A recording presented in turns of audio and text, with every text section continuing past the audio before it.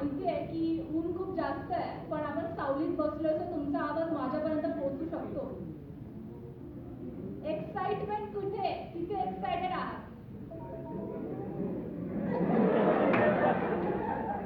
म्हणजे बोलण्यासाठीच एवढे जर फ्रीमध्ये पास मिळाले तर मी आरजे स्नेहल, आपला रेडिओ मी आपल्या पंचवटी कॉलेजचा रेडिओ आहे, रेडिओ मी आय होप सगळ्यांना माहिती असेल. आजचे यंगस्टर मोबाईलमध्ये जास्त बिझी असतात, सो मे बी माहिती नसेल. सो रेडिओ मीटची मी आरजे स्नेहल आहे. आपली लास्ट टाइम पण भेट झाली होती जेव्हा अभिनय आणि त्याची टीम बांबूच्या प्रमोशनसाठी आले होते. सो आता आपण आजचा कार्यक्रम सुरू करणार आहोत. सो आजच्या आपल्या चित्रपटाची टीम आलेली आहे, त्याचं नाव आहे सरी. सो आपण त्यांना विचारणार आहोत की एक्झॅक्टली त्यांची भूमिका काय आहे. काही प्रमाणामध्ये ओरडत ओ माय गॉड, मला वाटतं की अजिंक्यसाठी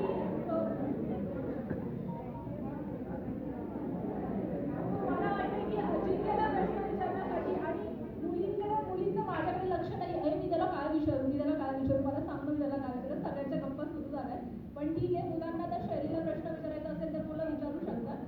सो मुलांसाठी पण एक चांगली संधी आहे आणि मुलींसाठी दोन दोन हँडसम बॉईज आहेत. सो तुम्हाला ज्यांना प्रश्न विचारायचे त्यांना विचारू शकता. दुसरी ही को ये बता रही थी की हमारे पास दोन हँडसम बॉईज आहे. सो पहिल्यांदा मी अजिंक्यला रिक्वेस्ट करेन की त्याने त्याच्या कॅरेक्टरबद्दल सगळ्यांना सांगावं. Oh my God. सो एक्झामची सगळेजण तयारी करतायत आणि जोरदार तयारी करतायत असं मला कळलंय. पण त्यामध्ये जरासं मन उडून झालं होऊन जायला पाहिजे असं मला वाटतं.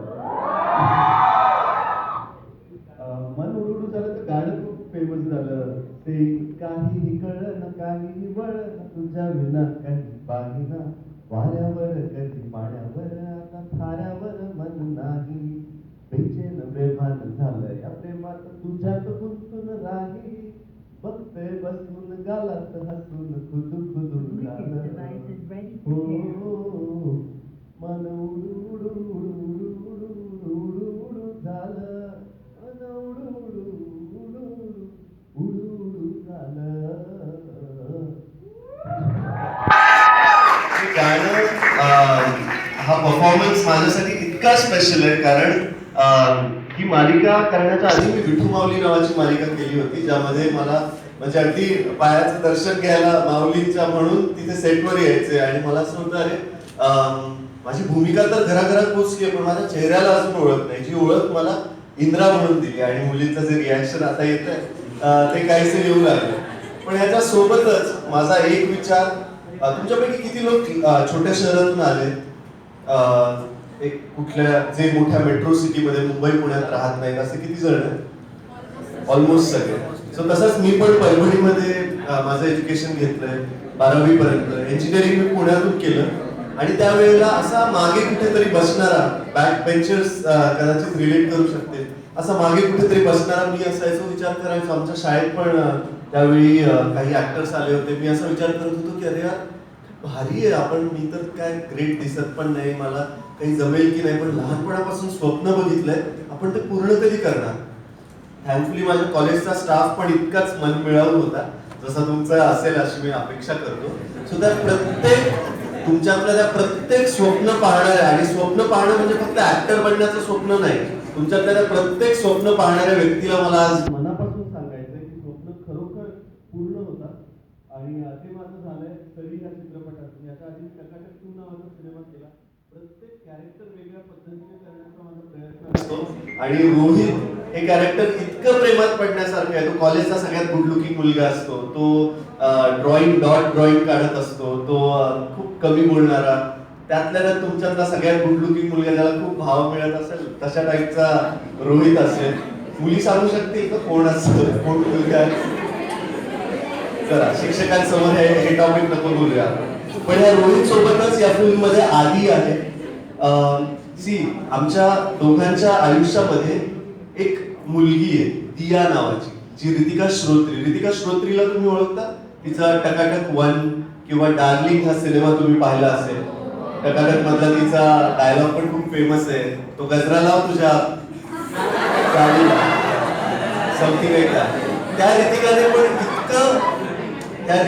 पण इतक्या कमी वयात इतकं अफलातून काम केलंय जे पाहायला तुम्ही नक्की सिनेमा हॉलमध्ये जा. यंग एज मध्ये आपल्याला एक अल्लड प्रेम कुठेतरी होऊ लागतं, पण अशा अशा परिस्थिती घडायला लागतात की एक अशी इनडेप्थ इमोशन्सची रोलर कोस्टर स्टोरी दाखवणारी आमची सरी ही फिल्म तुमच्या भेटीला येते 5 मेला. की कधी येते? सो त्यात मी आतापर्यंत असं झालंय की आपले नॉर्थ मधून खूप सारे ऍक्टर्स साऊथ मध्ये गेलेत आणि त्यांनी तिथे सिनेमे केलेत, फुल गाजवली आहे साऊथ इंडस्ट्री. बट मराठीमध्ये आजपर्यंत साऊथ मधून कोणी आलंय लीड हिरो म्हणून असं कधी झालं नाही. आणि बॅक टू बॅक तिथे सिनेमे करणारा कन्नड इंडस्ट्रीमध्ये पृथ्वी अंबार पहिल्यांदा मराठी सिनेमा करतोय. सो त्याला पण खूप एक्साइटमेंट आहे ऍक्च्युली. पूर्ण महाराष्ट्रात आम्ही आणि त्या सगळ्यांना ह्या गोष्टीची कल्पना होती फिल्म करण्याच्या आधीच की मराठी इंडस्ट्री, मराठी युथ हा कसा कॉन्टेंट ड्रिव्हन इंडस्ट्री आहे. खूप चांगले चांगले सिनेमे इथे बनतात. तसे आता यंग चेहरे पण सिनेमामध्ये येऊ लागले. सो आम्हाला यंग ऑडियन्स पण हवा आहे जो चित्रपटगृहांमध्ये जाऊन सिनेमे पाहिजे, चांगले सिनेमे पाहिजे, त्यांना जे जे आवडतं. सो सरी सिनेमा तुम्हाला आवडेल याची मला खात्री आहे. आपल्याकडे शैली ही अतिशय उत्तम गायनाची शैली असलेली सिंगर आपल्या सोबत आहे. ह्या दोघांना मी माईक देण्याच्या आधी आणि स्नेहलचं अर्ध काम मीच करून टाकल्यामुळे मला असं वाटतंय आपण ट्रेलर आणि गाणं एकदा पाहून घेऊ, तर तुम्हाला जरा कल्पना येईल की मी नेमकी कशाबद्दल चालेल.